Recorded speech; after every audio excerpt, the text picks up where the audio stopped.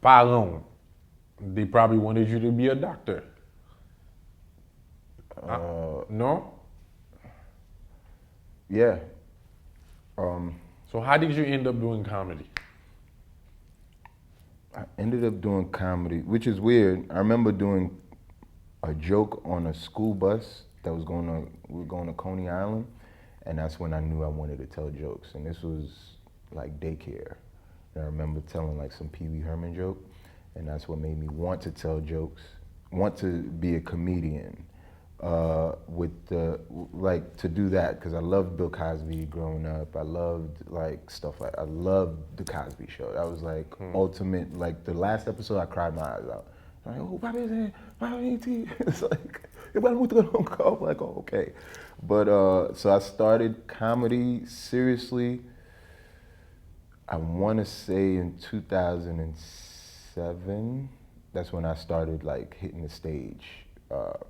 But hitting the stage, I would be prepared already because I used to write jokes, not knowing I was writing jokes. I was just, oh, this would be funny if I said it somewhere. And I didn't know I was writing material, so I would always keep paper in my back pocket.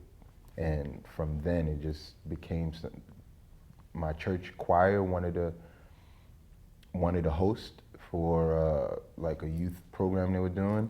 And it was like, Vlad, you're funny. You want to host it? I'm like, okay. And then I was just prepared to do this material, this stuff I had in my back pocket.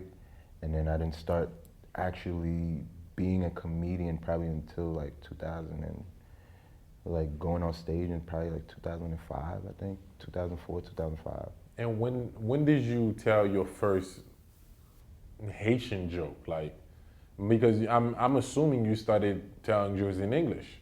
I was telling jokes in English.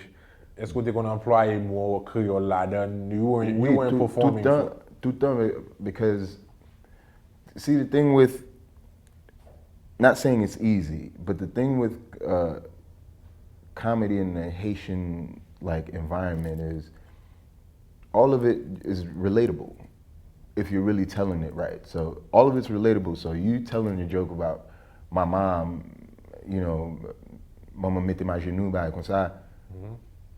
Plusieurs moun ap kompren sa wap diya.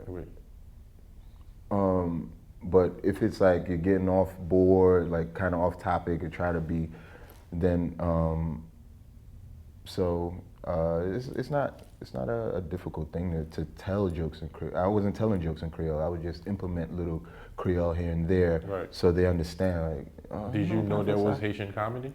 Such thing? You know there was such thing as Haitian comedy? Yes, I did because yes, I grew up on Bill Cosby, but I also grew up on Lungi Shot. I grew up on Papa Pierre, and those were, and what was his name, man? Jesifra? No, not Jesifra.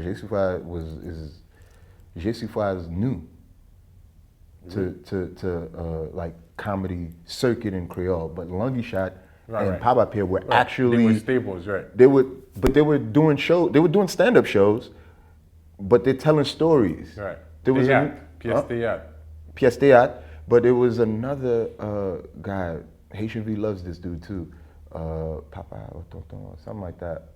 And they would tell like a lot of click-clack jokes. That's what Haitian comedy was for me. So with them, I watched Lungi Shot, Papa Pierre, and then Bill Cosby. So I kind of put kind of mélanged it, like I just did there, and yeah, and that's how I knew of Haitian comedy. But after that, it was who came out after that. The closest I would say that came up after that I came to understand that was a Haitian comedian was Will Sylvance. Oh yeah. But he really wasn't like telling like the jokes. He would tell our kind of jokes, but it wasn't it's not his crowd. Like his crowd really was mainstream and Americans. Huh? Americans. Yeah. He does way more American shows, but I didn't know about him as like, who's this guy? Who's the Haitian guy on the Fugees album? who is that guy? And I was like, oh, it's this comedian named Will Sylvince. And that's the first I heard of, like, oh, a comedian. You know, like, all right.